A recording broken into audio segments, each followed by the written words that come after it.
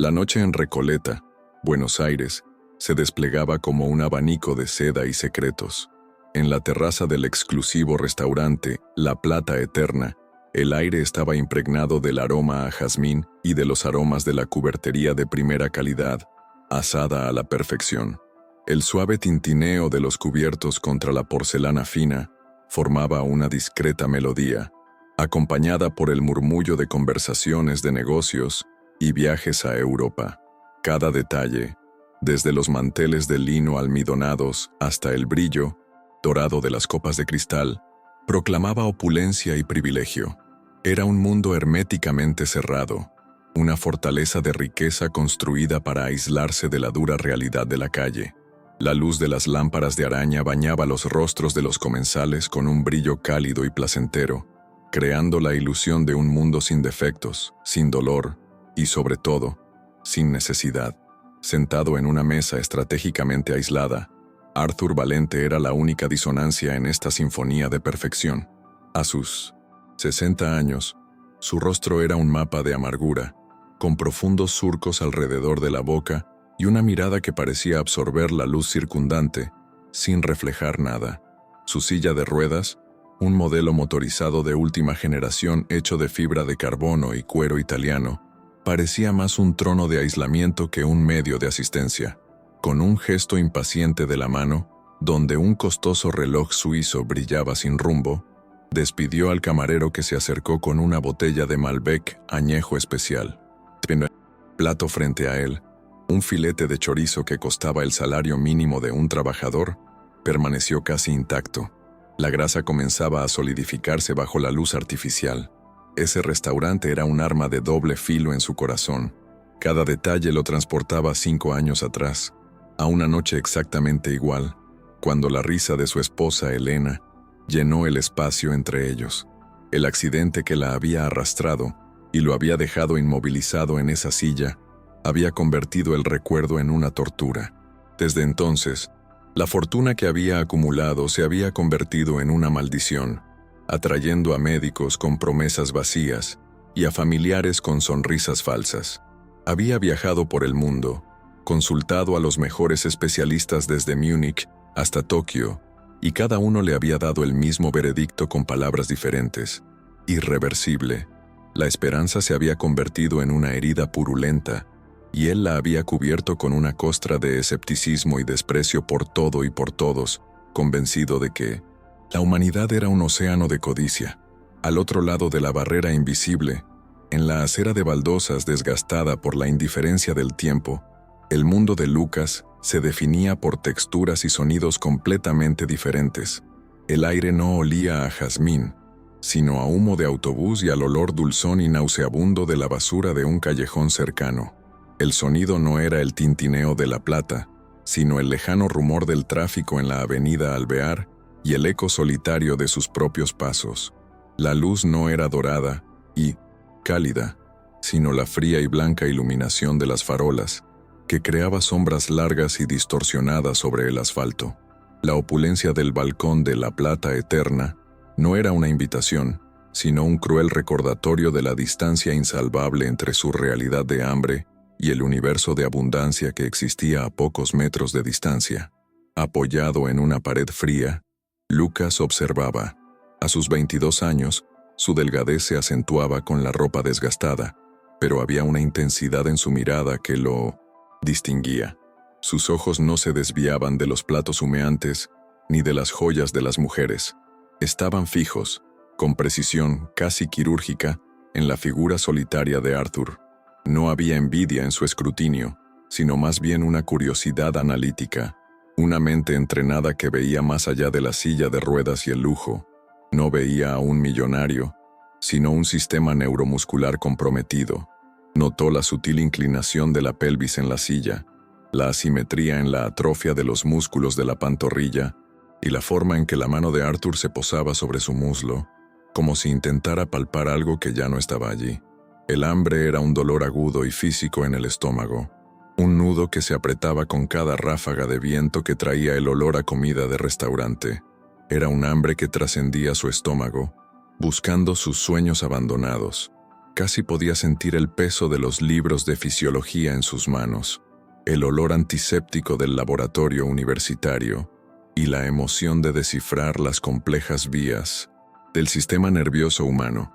Todo esto le había sido arrebatado por la repentina muerte de sus padres y una montaña de deudas que lo había devorado, escupiéndolo a la brutalidad de las calles.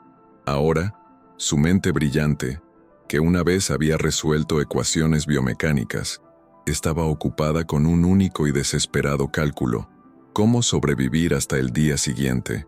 Aún así, mientras observaba a Arthur, una chispa de su antiguo yo se encendió.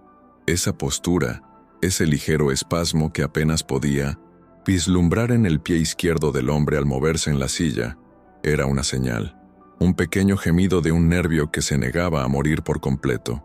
Era el tipo de detalle que se pierde en las resonancias magnéticas, un susurro solo perceptible para los ojos que sabían exactamente qué buscar. Para los médicos de bata blanca, era ruido estadístico, actividad residual. Para Lucas, era un lenguaje. Sintió una oleada de convicción tan fuerte que casi lo hizo olvidar las punzadas del hambre. Podía ayudar a este hombre. Sabía que podía. La decisión se formó en su mente, no como un acto de desesperación, sino de pura y audaz certeza.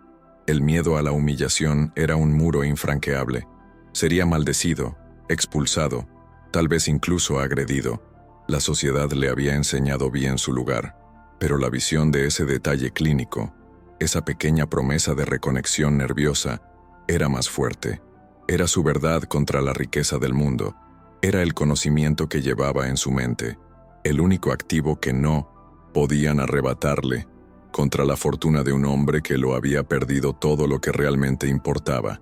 Respirando profundamente el frío aire de la noche, se apartó del muro, con todos los músculos tensos con una mezcla de miedo y determinación. Con paso firme y la barbilla en alto, cruzó la frontera invisible, subiendo el único escalón que separaba la acera del balcón. El gesto fue tan abrupto e intencionado que por un segundo, el flujo de gente en el restaurante pareció congelarse. Las conversaciones se entrecortaron y algunas miradas curiosas se dirigieron a la figura delgada y pobremente vestida que entraba en su santuario. Antes de que pudiera dar más de 2 pasos, el maître del restaurante, un hombre de postura impecable y una mirada que medía el valor de sus clientes en quilates, ya se dirigía hacia él, como un elegante depredador dispuesto a proteger su territorio. La colisión era inevitable, un choque inminente entre 2 mundos. Si esta historia ya te ha cautivado, suscríbete al canal y comenta desde qué ciudad la estás viendo para no perderte la emocionante historia. El maître, llamado Jean-Pierre, se movía con una rapidez sorprendente para alguien de su complexión. Su rostro, normalmente un ejemplo de cortesía profesional, se contorsionó en una máscara de desdén apenas disimulado. No vio a un joven, vio un problema, una mancha en la estructura inmaculada que tanto se había esforzado por mantener. «Señor», empezó, la palabra sonando a insulto, en voz baja, pero cargada de autoridad, «este es un establecimiento privado. Le pido que se retire inmediatamente». Se colocó deliberadamente entre la mesa de Lucas y Arthur, usando su propio cuerpo como barrera física, un muro de traje caro y arrogancia. Su mirada era fría, calculadora, y ya anticipaba la satisfacción de expulsar al intruso de vuelta a la oscuridad de la que había salido. Arthur observó la escena con divertido aburrimiento. La llegada de Lucas fue como una piedra arrojada al estanque, plácido de su monótona velada, y las ojeras de incomodidad en los rostros de Jean-Pierre y los demás clientes fueron lo primero que vio en semanas. Detestaba al maître y su servilismo servil, y ver esa arrogante compostura quebrantada por un pilluelo callejero era un espectáculo más valioso que el caro vino que había rechazado. Cuando Jean-Pierre extendió la mano para agarrar a Lucas del brazo, la voz de Arthur cortó el aire, profunda e imperiosa. «Déjalo», ordenó. El sonido tenía una fuerza que paralizó al instante al maître. «Quiero escuchar lo que tiene que decir el artista». Había un brillo cruel en sus ojos. Estaba preparando el escenario para un espectáculo, un deporte sangriento donde la dignidad del joven sería la presa. Lucas no le dedicó ni una mirada a Jean-Pierre. Sus ojos ardían con una mezcla de hambre y febril convicción. Estaban fijos en Arthur. Ignoró las miradas desdeñosas a su alrededor, el ambiente hostil, la amenaza implícita en la postura del maître. Para él, en ese momento solo había dos personas en el universo, él mismo y el hombre en su fortaleza de metal y cuero. Se acercó a la mesa, deteniéndose a una distancia prudencial. El olor de la comida de Arthur torturaba sus sentidos. Su voz era más ronca de lo que pretendía, pero firme, cada palabra cuidadosamente elegida y cargada de la última esperanza. Con la mirada fija en el plato intacto, pronunció la frase que sellaría su destino. «Señor, deme las sobras y le enseñaré a caminar». Un repentino y pesado silencio descendió sobre el balcón. El murmullo de la conversación cesó, como si se hubiera accionado un interruptor. Los tenedores se detuvieron en seco. Todas las miradas, antes ocultas, ahora estaban fijas en la escena, con una mezcla de asombro, incredulidad y cierto placer perverso por la violación del decoro. La audacia de la propuesta era tan monumental, tan fuera de lugar en esta atmósfera de riqueza contenida, que parecía una alucinación. Jean-Pierre palideció. La humillación del momento salpicando su reputación. Miró fijamente a Arthur, esperando el estallido de furia, la orden de llamar a seguridad y alejar a esta aberración de su sagrada presencia. La tensión era palpable, una cuerda de piano estirada hasta el límite. Entonces se rompió el silencio. Arturo echó la cabeza hacia atrás y rió. No era una risa de alegría ni de humor, era una erupción volcánica de burla pura y cruel. Un sonido fuerte y profundo, desprovisto de calidez, resonó por el balcón y pareció hacer vibrar las copas de cristal. Era la risa de un emperador burlándose de un esclavo, la risa de un hombre que creía haber visto todas las formas de oportunismo y que estaba genuinamente impresionado por la audacia de este nuevo intento. Rió de la patética esperanza en el rostro del chico, rió de su ingenuidad, rió de la ironía de alguien que ofrecía una cura milagrosa a cambio de sus restos. Cada nota de esa risa era una flagelación, un acto público de degradación. Secándose una lágrima burlona del rabillo del ojo, Arthur finalmente habló, con la voz aún entrecortada por la risa.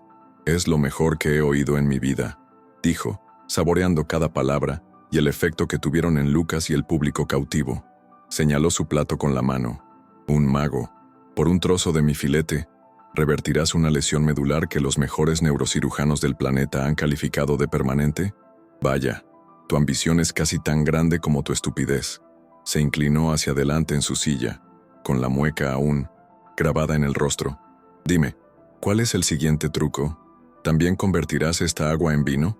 La humillación fue total, servida fría para el deleite de todos los presentes. El rostro de Lucas ardía. El sonido de esa risa y las palabras cortantes de Arthur resonaban en sus oídos, mientras las miradas de los demás clientes lo atravesaban como agujas de hielo. Su instinto de supervivencia le gritaba que corriera, que huyera de ese escenario de humillación y desapareciera de nuevo entre las sombras de la ciudad. Sintió un nudo en el estómago, una mezcla de hambre y vergüenza. Por un instante, su convicción flaqueó, amenazando con romperse como un cristal bajo el peso de ese desprecio aplastante. Pero entonces miró las piernas inmóviles de Arthur, y la imagen de ese pequeño espasmo, esa señal olvidada de vida, volvió a él. Esa era su verdad, y la verdad no tenía por qué huir. Respirando hondo, Lucas encontró la voz en su interior. No tembló, al contrario, salió con una firmeza serena y cortante que pareció sorprender incluso a Arthur, acallando la sonrisa en su rostro. «Te ríes porque has pagado millones para escuchar mentiras bonitas de hombres con batas blancas», dijo Lucas, mirando al magnate directamente a los ojos. «Te vendieron esperanza en máquinas relucientes y terapias inútiles, y te quitaron el dinero con un apretón de manos compasivo. No vendo nada. Solo pido un plato de comida a cambio de una sola verdad. Una sola verdad que a todos les pagaron para no ver, o que son demasiado incompetentes para percibir. La acusación directa y la inversión de la narrativa sorprendieron a todos. Antes de que Arthur o el maître pudieran reaccionar, Lucas hizo algo impensable. Con un movimiento fluido y respetuoso, se agachó junto a la silla de ruedas. No se acercó tanto como para parecer amenazante, pero sí lo suficiente como para que su argumento fuera claro e inequívoco.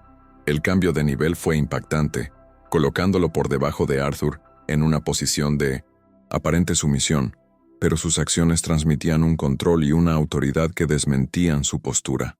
Todos en el balcón se inclinaron hacia adelante, conteniendo la respiración.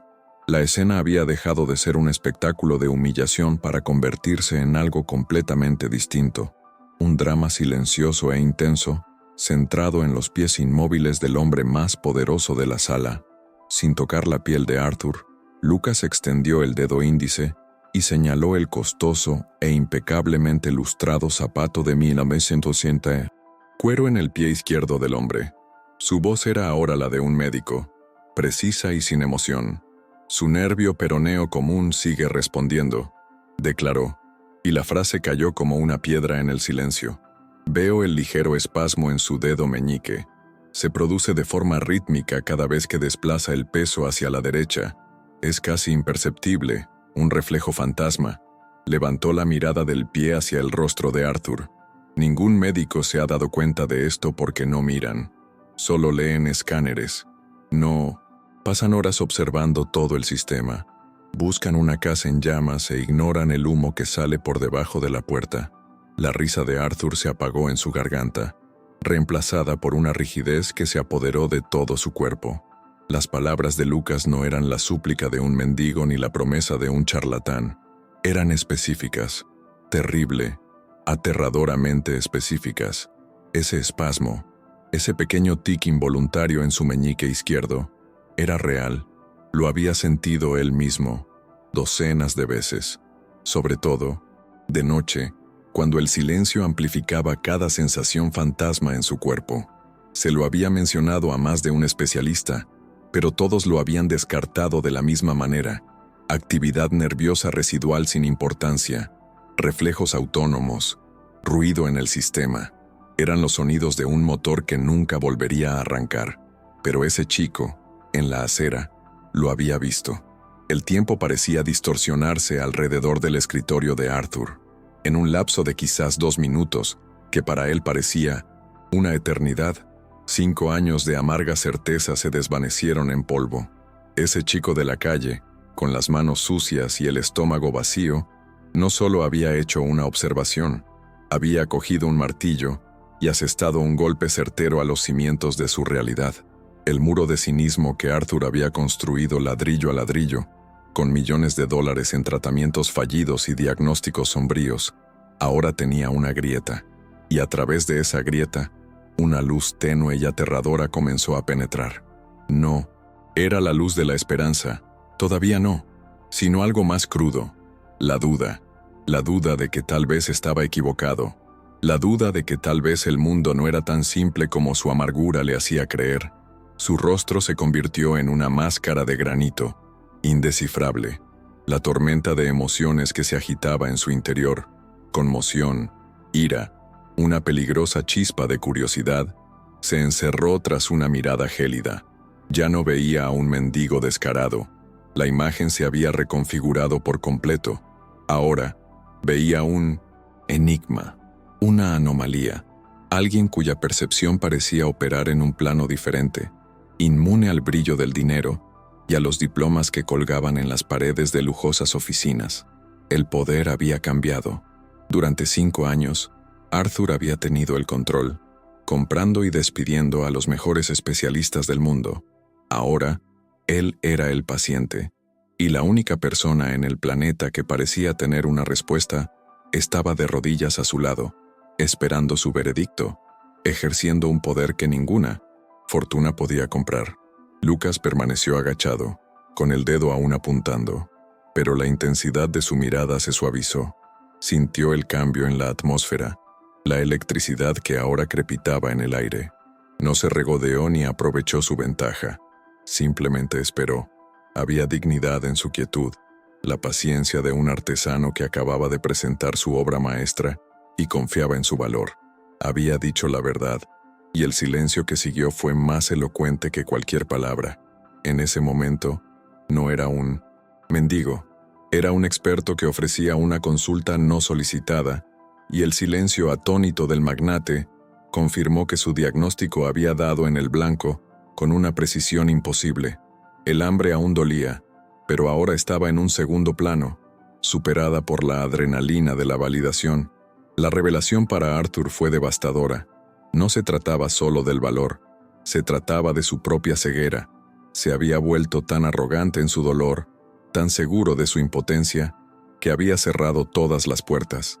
Había pagado por escuchar lo que ya esperaba, que era inútil, y ahora, la esperanza, ese sentimiento traicionero que había jurado matar, provenía de la fuente más humillante e improbable del mundo, un joven muriendo de hambre en la acera de Buenos Aires. Esto puso su mundo patas arriba. El valor no estaba en trajes caros, ni en títulos académicos, ni en clínicas suizas. El verdadero valor, el conocimiento puro, podía encontrarse en cualquier lugar, vestido de harapos e impulsado por la más primaria de las necesidades. La chispa de esperanza que creía muerta se reavivó. Rompiendo el silencio que se había vuelto casi sagrado, Arthur levantó la mano, no para llamar a un guardia de seguridad, sino con un movimiento lento y deliberado hacia la silla vacía frente a él. Su voz al hablar era irreconocible. La burla y la crueldad habían desaparecido, reemplazadas por un tono profundo y metálico, cargado de una autoridad incuestionable. «Siéntate», ordenó. La frase de 2 palabras fue un terremoto. No era una invitación, era una orden que redefinió el universo de ese balcón. El intruso ya no estaba siendo expulsado, estaba siendo ascendido al círculo íntimo. La barrera entre la acera y el lujo, entre el poder y la impotencia, acababa de romperse con un simple gesto. Jean-Pierre, el maître, observaba la escena con los ojos desorbitados, la boca ligeramente abierta en un rictus de pura incredulidad. Su mente, que operaba según reglas sociales rígidas e inmutables, no podía procesar la nueva realidad. El protocolo se había desvanecido. El mendigo, el problema que debería haber ocultado bajo la alfombra de la ciudad, era ahora un invitado. La orden de Arturo lo había paralizado, dejándolo como una estatua inútil, el guardián de una puerta que el propio rey había abierto de golpe. Miró a Lucas y a Arturo, y viceversa, mientras la confusión daba paso poco a poco a un miedo primario. El miedo a haber juzgado la situación catastróficamente mal y haber ofendido al hombre, que tenía el poder de destruir su carrera con un chasquido de dedos. Con la misma autoridad recién adquirida, Arthur hizo un gesto brusco e impaciente hacia Jean-Pierre. «Tú, deja de quedarte ahí parado como un idiota».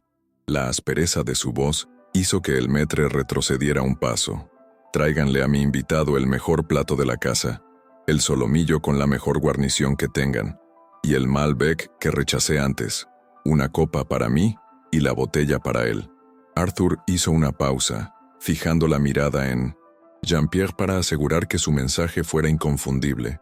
Ahora, el énfasis en la palabra invitado fue deliberado y mordaz, una reprimenda pública que selló la humillación del maître y consolidó la nueva e impactante jerarquía de la noche.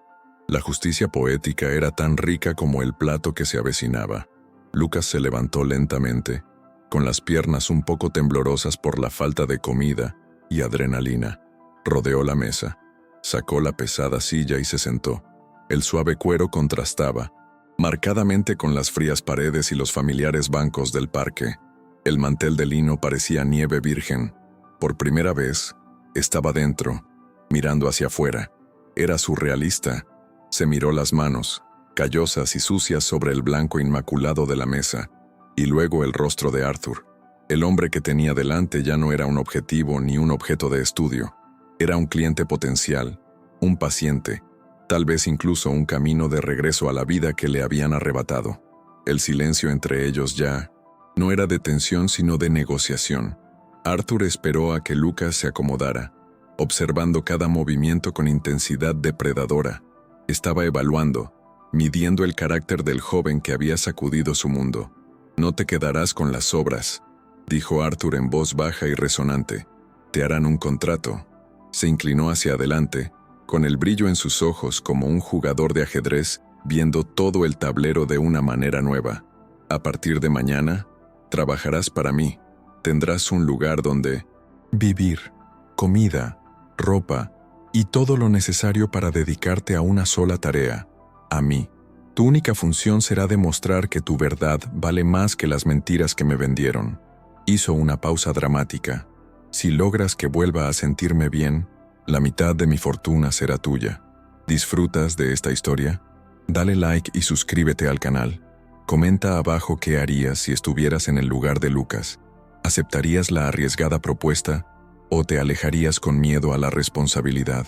Tu opinión es muy importante para nosotros y nos ayuda a traerte más videos emocionantes como este.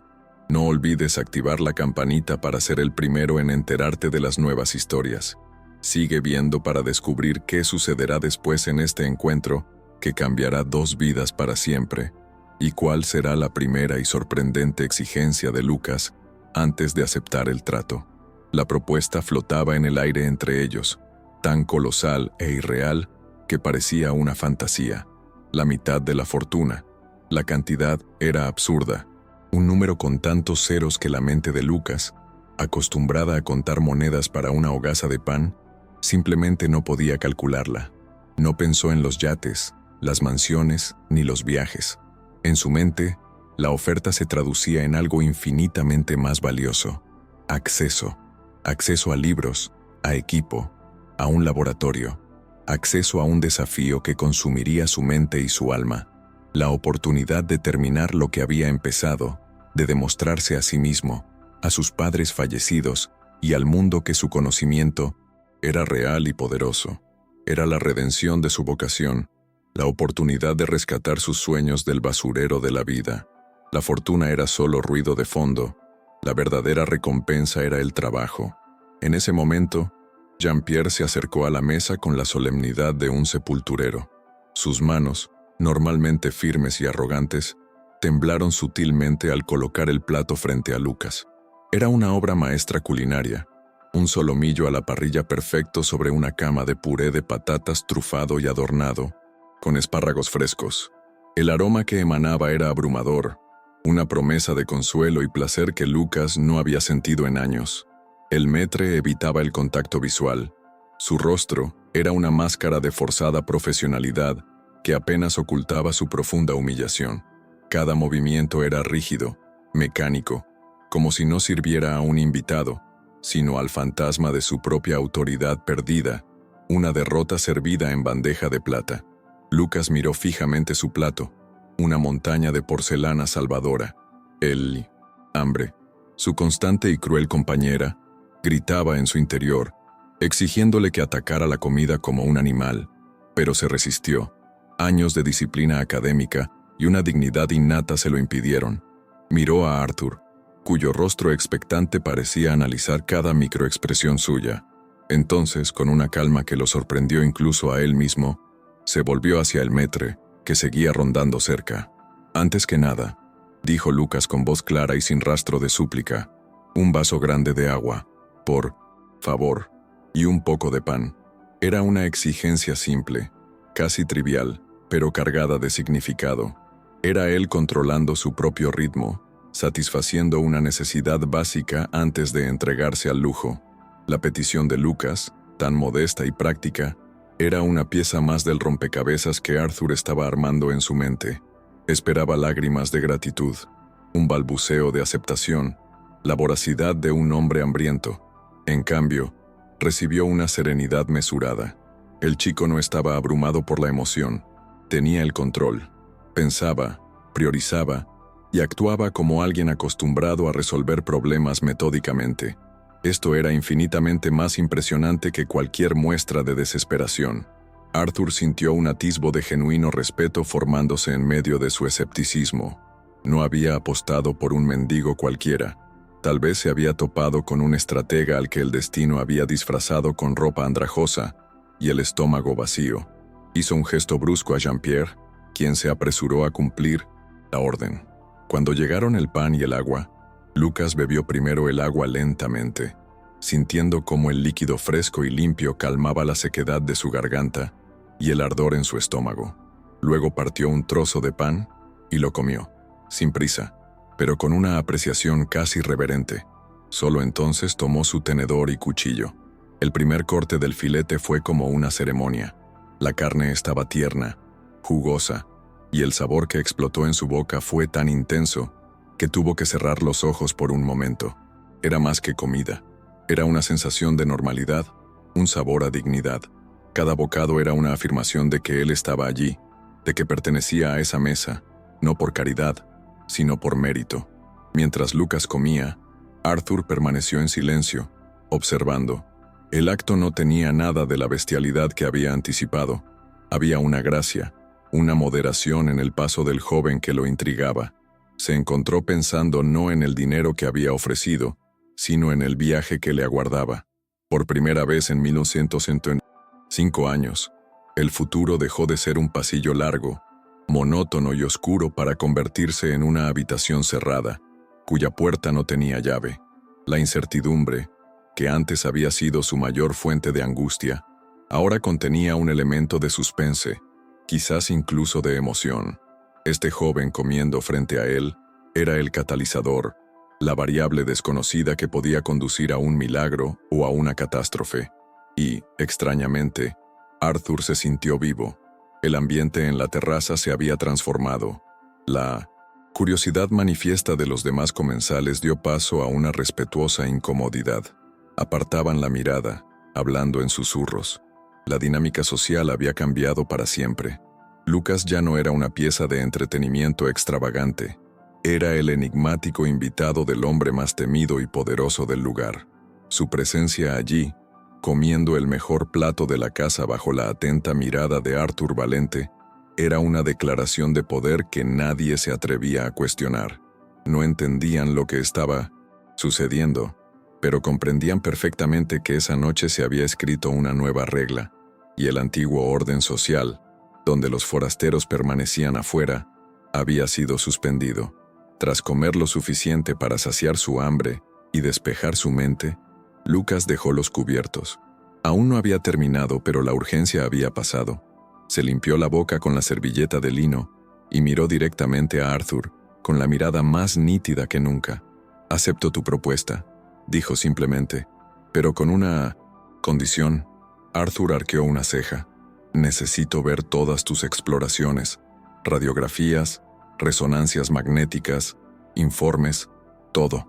Sobre todo los informes y notas que los expertos consideraron irrelevantes o sin importancia. Quiero empezar con los datos que descartaron. La condición no era sobre dinero ni privilegios, sino sobre trabajo. Era la primera orden del día de un general que tomaba el mando de una campaña imposible. Un atisbo de sonrisa se dibujó en los labios de Arthur. No fue una sonrisa la que llegó a sus labios, pero brilló un instante en sus ojos. La pregunta era perfecta, directa, profesional, yendo directo al grano. No era la pregunta de un estafador, sino de un científico. «Están encerrados en mi oficina, archivos que valen más que todo este restaurante», respondió Arthur. «Empieza mañana, a las 7 de la mañana, sin retrasos». Luego pulsó un pequeño y discreto botón en el brazo de su sillón, una llamada silenciosa que llamaría a su asistente personal en cuestión de minutos. El pacto se selló, no con un apretón de manos, sino con un intercambio de intenciones, una alineación de propósitos entre dos hombres desesperados y muy diferentes. Antes de que Lucas pudiera responder, un hombre alto y serio con traje oscuro apareció discretamente junto a Arthur. «Ramírez», dijo Arthur sin apartar la vista de Lucas. «Este es el señor Lucas. Es mi nuevo asesor. Llévenlo a la mansión. Instálenlo en la suite de invitados del segundo piso. Denle ropa, un baño caliente y todo lo que necesite. Asegúrense de que esté alimentado y listo para trabajar a las 7 en punto». La transformación era completa. En menos de una hora, Lucas había pasado de ser un paria invisible en la acera a un asesor con una suite de invitados en una de las mansiones más lujosas de Buenos Aires. El juego había comenzado. Lucas se puso de pie, dejando atrás los restos de la comida más importante de su vida. Él y Arthur intercambiaron una última mirada por encima de la mesa, un silencioso reconocimiento de que se había formado un pacto inquebrantable. No hubo más palabras que decir. Ramírez, el asistente, mantuvo la puerta abierta con expresión impasible, aunque Lucas pudo detectar un destello de curiosidad en sus ojos profesionales. Al salir al porche, Lucas sintió las miradas de todos los demás comensales clavadas en su espalda. Una oleada de silencio atónito. No miró atrás. El mundo de mesas de mantel blanco y cubiertos de plata ya no le pertenecía, ni tampoco el mundo de aceras frías y puertas cerradas. Estaba en tránsito, un hombre sin mundo, caminando hacia un destino a la vez aterrador y magnífico. El coche era un sedán alemán de lujo, un capullo de cuero negro y silencio. Cuando Ramírez cerró la puerta, los caóticos sonidos de Buenos Aires quedaron completamente amortiguados, reemplazados por el zumbido apenas audible del motor y el aire acondicionado. Para Lucas, acostumbrado a que el ruido de la ciudad asaltara sus sentidos constantemente, la quietud era la mayor de las extravagancias. Miró por la ventana oscura, observando las familiares luces de la ciudad pasar en borrones fantasmales. Vio gente en la calle, parejas paseando, otros hombres sin hogar preparándose para pasar la noche, y sintió como si estuviera mirando dentro de un acuario. Ya no formaba parte de ese ecosistema. Estaba al otro lado del cristal, viajando a una velocidad imposible, alejándose de la vida que había conocido. La magnitud de lo sucedido comenzó a desplomarse sobre él. La adrenalina de la confrontación y la satisfacción de la validación dieron paso a un peso aplastante de responsabilidad, la mitad de la fortuna. La frase resonó en su mente, no como una promesa de riqueza, sino como la medida de lo que estaba en juego. La esperanza de un hombre, toda una vida de dolor y amargura, había sido depositada en sus manos debido a una sola observación. El miedo comenzó a apoderarse de él. ¿Y si se equivocaba? ¿Y si el espasmo era en realidad solo un ruido neurológico, sin sentido? La confianza que había sentido en el balcón ahora se sentía peligrosamente parecida a la arrogancia. Presionó la frente contra el frío cristal de la ventana. El peso de la apuesta de Arthur Valente amenazaba con asfixiarlo antes de que siquiera hubiera comenzado. El coche aminoró la marcha y se detuvo ante una verja de hierro forjado de más de 3 metros de altura. La verja se abrió silenciosamente, revelando no una casa, sino una finca. Un largo camino empedrado, bordeado de robles centenarios y jardines perfectamente esculpidos, conducía a una mansión neoclásica que parecía traída de un valle europeo. Algunas ventanas se iluminaban, pero la impresión general era de una grandeza austera y solitaria. Era menos una casa que un monumento, una fortaleza de piedra y mármol construida para protegerse del mundo y sus imperfecciones. Lucas se dio cuenta de que la silla de ruedas de Arthur no era su única prisión. Esta mansión era la más grandiosa de todas. Ramírez lo condujo al interior. El vestíbulo era cavernoso, con un suelo de mármol blanco y negro pulido a espejo, que reflejaba una lámpara de araña de cristal que podría haber iluminado un salón de baile. El silencio interior era diferente del silencio del coche. Era un silencio pesado y antiguo que parecía absorber el sonido. Sus botas gastadas se sentían como una profanación sobre el mármol inmaculado. Ramírez lo condujo por pasillos que parecían galerías de museo, con las paredes adornadas con oscuras, pinturas al óleo y tapices antiguos. No había fotografías, ni señales de vida, ni desorden. La casa era un reflejo perfecto de su dueño, inmensamente rica, perfectamente ordenada y completamente desprovista de calidez y alegría. Era la arquitectura de la soledad. La suite de invitados se encontraba al final de un largo pasillo en el segundo piso. Ramírez abrió la puerta y encendió la luz, revelando una habitación que, a Lucas, le pareció del tamaño de un apartamento entero. Una cama king size, con una montaña de almohadas dominaba el espacio. Había un escritorio de caoba, un sillón de terciopelo y puertas francesas que conducían a un balcón privado. Al lado había un baño de mármol con ducha de cristal y bañera profunda. Sobre la cama, Cuidadosamente doblada, había ropa nueva, pantalones de algodón, una camisa, calcetines e incluso zapatos de cuero. La visión de todas esas provisiones, esa atención anónima y eficiente, era tan abrumadora como la ofrenda de Arthur. Si necesita algo, el teléfono junto a la cama tiene línea directa con el personal. El desayuno se servirá aquí en su habitación a las 6:30. El señor Valente lo espera en su oficina a las 7, dijo Ramírez con impecable cortesía antes de irse, cerrando la puerta suavemente tras él. Por primera vez en horas, Lucas estaba solo. El silencio de la habitación lo envolvió. Caminó lentamente hacia el centro de la alfombra persa, girándose para observarlo todo. Se acercó al gran espejo sobre la cómoda y se contempló. Vio a un extraño, un joven delgado y de aspecto enfermizo, ahogado en ropa sucia y rota, con el cabello enmarañado y ojos que parecían demasiado viejos para su rostro, un fantasma que acechaba en un palacio. Entró al baño y abrió la ducha.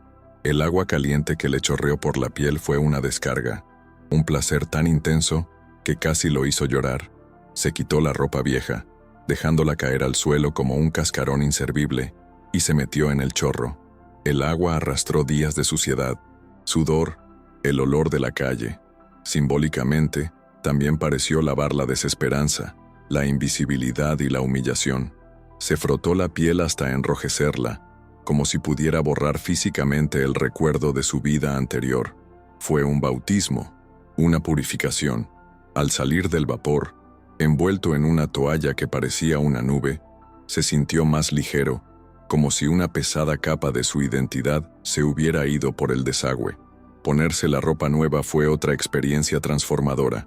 El algodón era suave, contra su piel limpia, los pantalones le quedaban perfectos, los zapatos eran sólidos y cómodos. Volvió al espejo. El reflejo seguía siendo el mismo joven, pero la figura había cambiado. La ropa no lo hacía rico, pero le daba una apariencia de normalidad, una armadura para el papel que estaba a punto de interpretar. El cansancio seguía presente, en las sombras bajo sus ojos, pero ahora había algo más. Determinación. No era un impostor, era Lucas, fisioterapeuta de espíritu, aunque no de profesión, y estaba allí para hacer un trabajo. Pertenecía allí no por el lujo, sino por el propósito que lo había traído allí. La suave cama lo llamaba, prometiéndole un descanso profundo y sin sueños que no había tenido en años. Pero la mente de Lucas ardía. Dormir era un lujo que no podía permitirse. Ignorando la cama, se acercó al escritorio de caoba, se sentó en el sillón de cuero y encendió la lámpara. La fatiga se desvaneció, reemplazada por una intensa claridad mental. Cerró los ojos y comenzó a visualizar el sistema nervioso humano, trazando las vías neuronales desde la médula espinal hasta el nervio peroneo común. Empezó a formular hipótesis, a idear estrategias de rehabilitación mental. El lujo que lo rodeaba era irrelevante. El problema era lo único que importaba.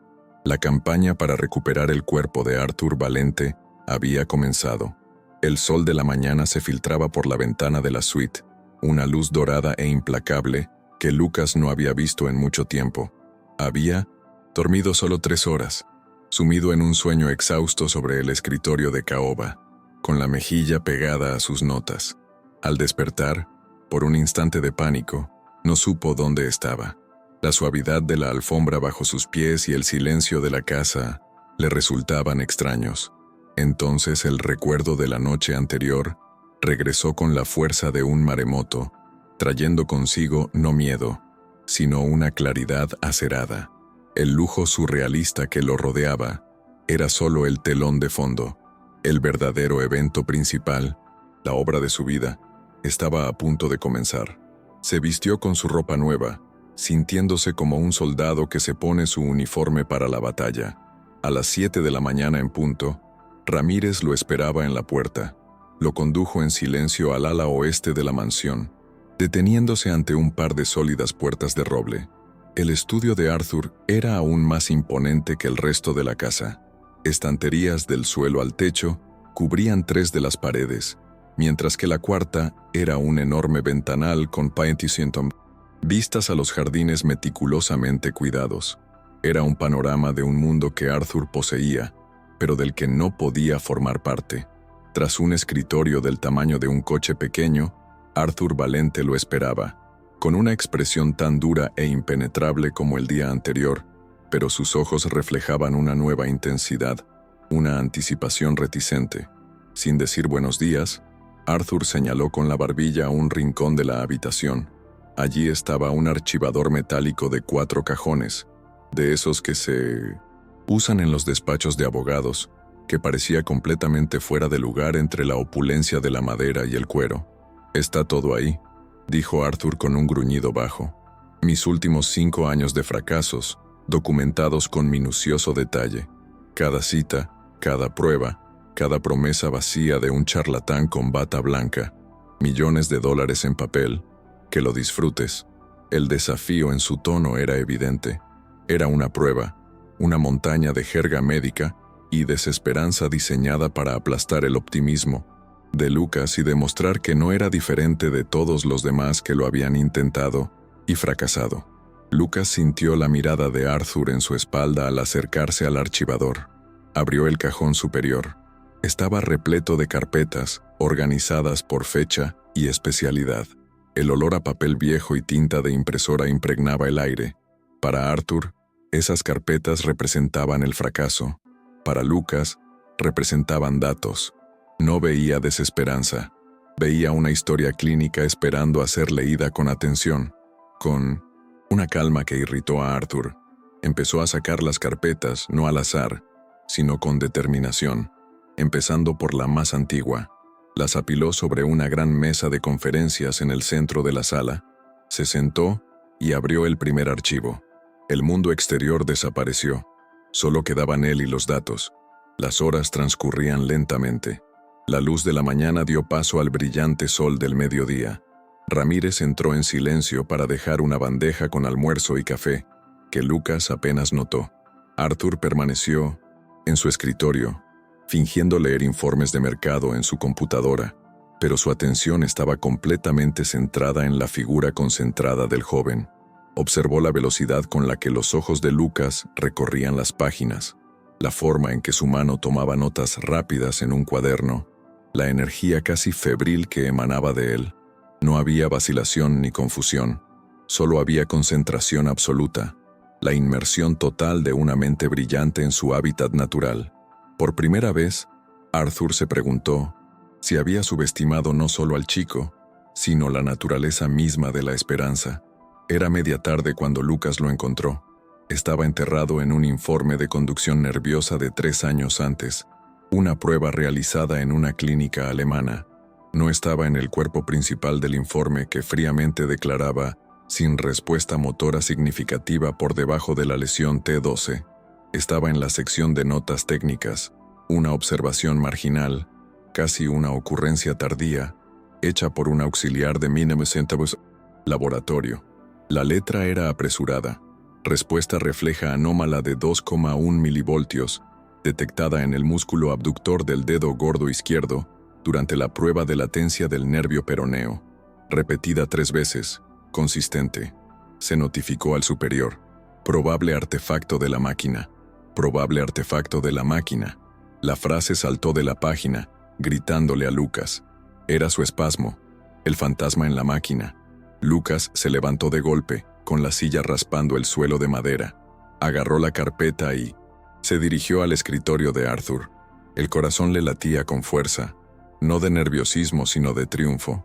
«Aquí está», dijo, con una voz que resonaba con una autoridad que no había tenido la noche anterior. Abrió el archivo por la página marcada y lo colocó encima de los informes financieros de Arthur. Lo que vi anoche no era un fantasma. Alguien lo había visto antes, un técnico, y tu experto de $100,000, el hombre que firmó el informe, lo descartó como un error de máquina sin siquiera comprobarlo. Golpeó con el dedo la nota marginal. No buscaban vida, solo confirmaban muerte. Arthur miró fijamente la pequeña nota. Recordó ese día, la frialdad de la sala de reconocimiento, el gel conductor en la piel, la expresión aburrida del famoso profesor alemán que le había dado el diagnóstico final con aire de lástima profesional. El recuerdo, combinado con la prueba escrita de que se había ignorado deliberadamente un signo vital, encendió una rabia fría y blanca en su pecho. Rabia contra todos ellos, con sus honorarios exorbitantes y su ciega arrogancia, y rabia contra sí mismo, por haberles creído, por haberse rendido a su autoridad y haberse dado por vencido. Lucas no solo le había traído un dato, le había traído una razón para luchar, un enemigo al que demostrar que estaba equivocado. ¿Qué hacemos?, preguntó Arthur en voz baja, pero la pregunta marcó una transferencia de poder monumental. Por una vez, no estaba dictando, estaba preguntando. Olvidemos la lesión. Medular por ahora, dijo Lucas con la mente ya acelerada. Esta es la fortaleza. No la atacaremos de frente. Construiremos un ejército con las aldeas que abandonaron. Nos centraremos en reactivar la memoria neuronal periférica, estimulación propioceptiva, ejercicios mentales guiados. Despertemos ese nervio. Miró directamente a Arthur. Olvídate de caminar. Por ahora, tu único objetivo en el universo es sentir tu meñique izquierdo a propósito. Ahí es donde comienza la revolución. Por primera vez en 5 años de órdenes médicas y regímenes de fisioterapia, Arthur Valente accedió sin una sola objeción cínica. Había una lógica en el enfoque de Lucas, una elegancia al comenzar con los detalles más pequeños y descuidados, que resonaba con su propio instinto empresarial. Asintió. «Enséñame cómo». Lucas acercó una silla y se sentó frente a Arthur, no como empleado, sino como socio. «Cierra los ojos», comenzó Lucas con voz tranquila y segura. «Respira hondo. Ahora, quiero que dirijas toda tu atención, toda tu energía mental, a la punta de tu pie izquierdo. No intentes moverlo, solo siéntelo. Recuerda cómo lo sentiste». La sesión había comenzado. En esa habitación silenciosa, 2 mundos colisionaron para iniciar un viaje imposible. Las semanas siguientes fueron una inmersión en un océano de trabajo duro y disciplina monástica. Los días de Arthur no se regían por reuniones de negocios, sino por un horario implacable creado por Lucas. Las mañanas se dedicaban a ejercicios de visualización y concentración mental, sesiones de horas en las que Arthur, maldiciendo y sudando, intentaba enviar una sola orden a un músculo inactivo. Las tardes se dedicaban a fisioterapia pasiva, donde Lucas manipulaba y estiraba las extremidades de Arthur para combatir la atrofia y mantener la flexibilidad. Hubo momentos de rabia y frustración, días en los que un Arthur exhausto declaraba que todo era una pérdida de tiempo, pero Lucas era un pilar de paciencia, sin alzar la voz, simplemente respondiendo a la desesperación con lógica, datos y una fe inquebrantable en el proceso. La dinámica entre ellos cambió. La formalidad de empleador y consultor se desmoronó bajo la presión del esfuerzo compartido. Ya no eran el magnate y el exmendigo, eran un equipo en una sola campaña. Hablaban de estrategias de rehabilitación durante el almuerzo y analizaban los datos de progreso en la cena. Arthur, quien había sido incapaz de tolerar la presencia de nadie durante largos periodos, comenzó a buscar las conversaciones de Lucas, ávido de su optimismo pragmático. La amargura que lo había envuelto durante 5 años comenzó a resquebrajarse bajo la calidez de la genuina dedicación de Lucas. A su vez, Lucas comenzó a ver más allá del tirano, viendo el dolor y la soledad que alimentaban la crueldad de Arthur, y sintió una compasión que trascendía su deber profesional. Ocurrió un martes lluvioso, 6 semanas después de comenzar el tratamiento. Estaban en medio de una sesión de concentración particularmente intensa. Arthur tenía los ojos cerrados, el rostro enrojecido por el esfuerzo, intentando recrear la sensación de arena bajo los dedos de los pies. De repente, jadeó, un sonido agudo que rompió el silencio de la habitación. Abrió los ojos de golpe, descompuestos por la sorpresa. «Lo sentí», susurró, con la voz temblorosa y llena de reverente incredulidad. «Lucas, el dedo, el pequeño». Sentí un hormigueo, no fue un espasmo. Fui yo. Envié la señal y respondió. Fue una sensación diminuta, más tenue que el roce de una pluma, pero real, voluntaria e innegable. Era un susurro de vida en una extremidad que había permanecido en silencio durante media década. Ese hormigueo fue la primera grieta en la presa. Para Arthur, fue una onda expansiva que recorrió su cuerpo y llegó directo a su alma, rompiendo la gélida costra que se había formado alrededor de su corazón. Por primera vez desde el accidente, lloró no de dolor ni de ira, sino de una esperanza tan abrumadora que dolía. Lágrimas silenciosas corrieron por su rostro cansado, las primeras en años. Lucas observaba, con el corazón encogido en el pecho, las palabras atascadas en la garganta. No ofreció ningún consuelo físico, sabiendo que este era un momento sagrado y privado. Ese grito no era de debilidad, sino el sonido de una prisión desmoronándose. Era la prueba viviente de que el conocimiento y la fe podían, sin duda, mover montañas. A partir de ese día, el progreso, antes medido en 1900 milímetros de esperanza, se aceleró. El hormigueo se convirtió en una contracción manejable. La contracción evolucionó a un movimiento sutil. Lucas, percibiendo el cambio, introdujo terapias más agresivas. Transformó el salón de baile de la mansión en un centro de rehabilitación de vanguardia, encargando equipos de Alemania y Japón. Pasaba las noches estudiando artículos médicos desconocidos, combinando técnicas neurológicas occidentales con prácticas orientales de mente y cuerpo. Fue incansable, científico y artista, moldeando la recuperación de Arthur con una combinación de datos empíricos y una intuición genial que ningún título podía enseñar. Cada pequeño avance se celebraba como una gran victoria en la larga guerra que libraban. 6 meses después de aquella noche en el restaurante, la escena en el salón de baile era irreconocible. Arthur Valente estaba de pie, agarrando con fuerza 2 barras de acero paralelas. Su cuerpo, más delgado y musculoso, estaba empapado en sudor, y sus piernas temblaban violentamente por el esfuerzo de soportar su propio peso. La silla de ruedas estaba a pocos metros de distancia, un trono abandonado. Lucas estaba de pie frente a él, al otro lado de las barras, con el rostro igualmente tenso por la concentración y el ánimo. «Puedes hacerlo, Arthur. Desplaza el peso hacia la derecha. Recuerda lo que entrenamos. Confía en tu pie. Solo un paso más. Por mí. Da un paso más», dijo Lucas con voz tranquila pero firme, con un rugido que parecía provenir de las profundidades de la tierra, una explosión de 5 años de ira, frustración y dolor reprimidos. Arthur impulsó su cuerpo hacia adelante. Arrastró el pie izquierdo por el suelo de mármol, un movimiento de pocos centímetros que le hizo sentir como cruzar un continente. No fue elegante, no fue un paso real, pero fue un movimiento voluntario e intencional. Había caminado. Las fuerzas lo abandonaron y cayó hacia atrás, apoyado en la silla de ruedas de Lucas, estratégicamente colocada. Jadeando, exhausto, echó la cabeza hacia atrás y miró fijamente el techo ornamentado, con el rostro dividido entre la risa y las lágrimas. Era el sonido de la libertad. En ese momento de triunfo absoluto, la verdad del viaje se cristalizó en la mente de Arthur. Miró a Lucas, el joven sudoroso y exhausto que vibraba en silencio con él, y lo comprendió todo.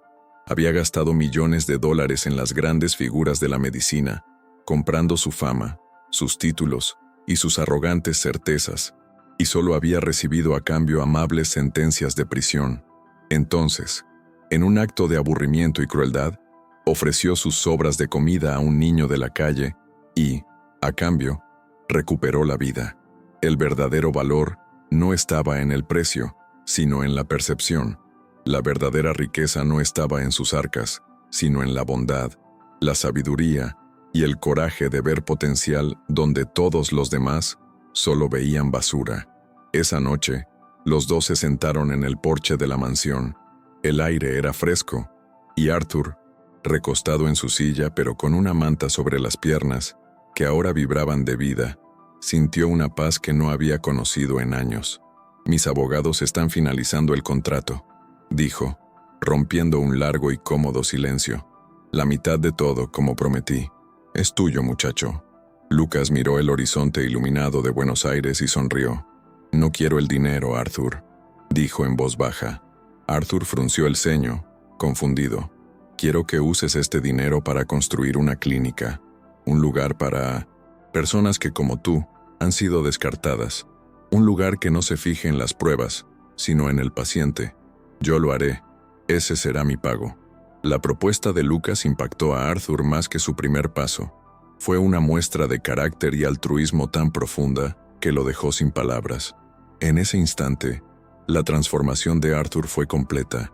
Sanó no solo física, sino también espiritualmente. La oferta de Lucas dio un nuevo propósito a su vasta fortuna, transformándola de un monumento a su propia avaricia en un legado de esperanza para otros. Arthur Valente sonrió, una sonrisa genuina y cálida que iluminó su rostro cansado. No, dijo, lo lograremos, juntos. Extendió la mano y Lucas se la estrechó. Su alianza, forjada en la desesperación y el desprecio, ahora estaba sellada por un noble propósito. 2 años después, en las afueras de Buenos Aires, se alzaba el Centro de Rehabilitación Valente Lucas. No era una institución fría y estéril, sino un campus de esperanza diseñado con vidrio, madera y exuberantes jardines. La filosofía que guió su construcción fue la misma que sanó a su fundador. Cada paciente era un universo único, no una estadística en un informe. No existían jerarquías de batas blancas.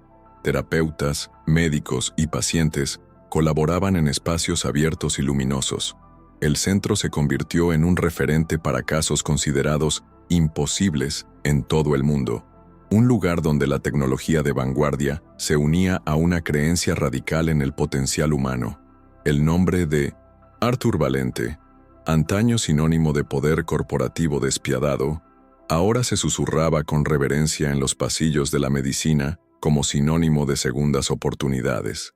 Lucas, ahora con un título oficial financiado por Arthur y el cargo de director clínico, se movía por los pasillos del centro con una autoridad serena y empática.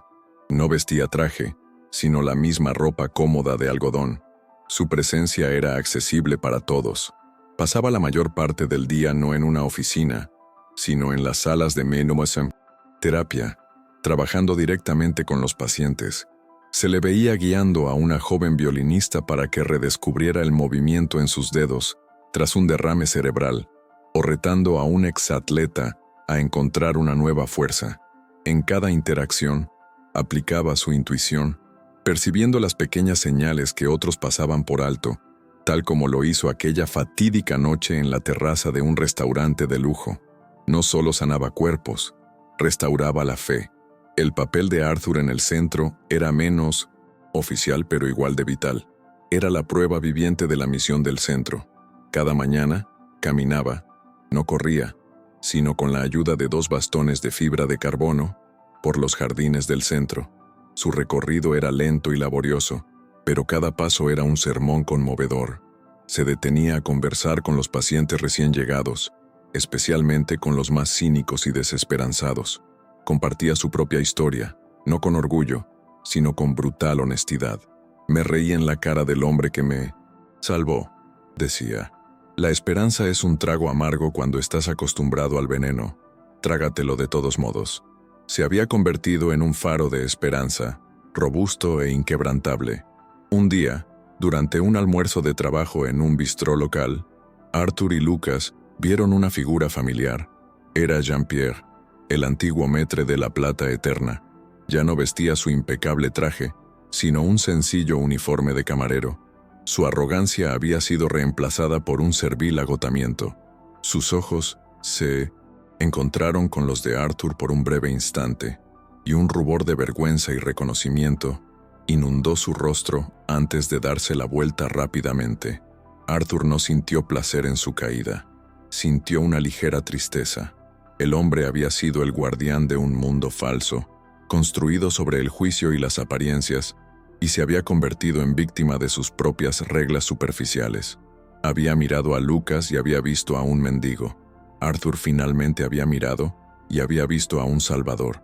Su historia se convirtió en una leyenda silenciosa, una parábola moderna que se contaba en los pasillos del centro. Sirvió como un recordatorio constante de que la verdadera experiencia no siempre viene con pedigrí. La sabiduría se encuentra en los lugares más humildes, y la esperanza puede nacer de la interacción más improbable. Arthur Valente aprendió a las malas que su vasta fortuna era inútil para comprar lo que realmente importaba: una percepción aguda, una dedicación desinteresada y el coraje de creer cuando todo el mundo le decía que se rindiera. El conocimiento que le salvó la vida no se compró con una consulta elegante, sino a cambio de la promesa de un plato de sobras, demostrando que el valor de una persona nunca debe medirse por sus posesiones.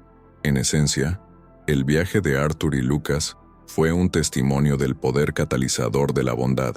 La acción de Lucas, aunque impulsada por la necesidad y el conocimiento, fue fundamentalmente un acto de acercamiento, de negarse a aceptar el sufrimiento de otro hombre, y la decisión de Arthur de finalmente escuchar, de bajar la guardia y confiar, fue lo que permitió que el milagro ocurriera. Esa única conexión, forjada en la humillación y la audacia, creó una onda expansiva que se expandió más allá de ellos, dando lugar a un centro que ahora ofrecía la misma oportunidad a miles de personas. La lección era clara: la compasión, cuando se combina con la acción, es la fuerza más transformadora del universo, capaz de sanar no solo extremidades, sino también almas. En una fresca tarde de otoño, Arthur y Lucas se encontraban en el porche principal del centro, observando a los pacientes en el jardín. Algunos estaban en sillas de ruedas, otros caminaban con pasos vacilantes con andadores, pero todos estaban juntos, apoyándose mutuamente. Arthur ahora se apoyaba en un solo bastón, con una postura más erguida y segura. Él y Lucas ya no necesitaban hablar mucho, compartían una comprensión que trascendía las palabras. El vínculo, de soldados que lucharon codo con codo en una guerra imposible y salieron victoriosos, de un magnate despiadado y un joven ambicioso, se convirtieron en padre e hijo, mentor y protegido, dos caras de la misma moneda redentora. Su improbable alianza se había convertido en la base de un legado perdurable. La vida puede cambiar en un instante, con una sola frase. Una propuesta desesperada, hecha en una acera fría, no solo salvó 2 vidas, sino que construyó el futuro de innumerables personas. Punawan, hombre, pidió las sobras de una comida y, a cambio, ofreció la receta para reconstruir un alma. Este encuentro nos enseña que la mayor oportunidad puede esconderse tras el rostro más inesperado. ¿Alguna vez has tenido un gesto amable o le has dado una oportunidad a alguien que terminó cambiando una vida, la tuya o la de alguien más, de maneras que nunca imaginaste? Comparte tu experiencia en los comentarios. Esta historia demuestra que el amor, la empatía y el conocimiento son tesoros que superan cualquier fortuna material. El verdadero milagro no fue que un hombre volviera a caminar, sino un corazón roto que aprendió a tener esperanza y a entregarse de nuevo. La conexión humana ha demostrado ser más poderosa que cualquier tratamiento médico millonario. Deja un corazón en los comentarios si crees que la bondad es la mejor inversión que podemos hacer. Comenta: el amor no tiene precio. Si también crees que el valor de una persona reside en su carácter, no en su cuenta bancaria. Historias como las de Arthur y Lucas nos recuerdan que todos merecen una segunda oportunidad y que los héroes pueden surgir de los lugares más inesperados. Su trayectoria, desde una oferta humillante hasta una alianza que cambia el mundo, demuestra que nunca debemos subestimar el poder de una mano tendida. Si te conmovió esta historia de redención y crees en el poder transformador de la esperanza, no olvides darle a me gusta y compartir este video con alguien que necesite inspiración hoy. Suscríbete al canal para ver más historias de segundas oportunidades que te conmoverán y renovarán tu fe en la humanidad.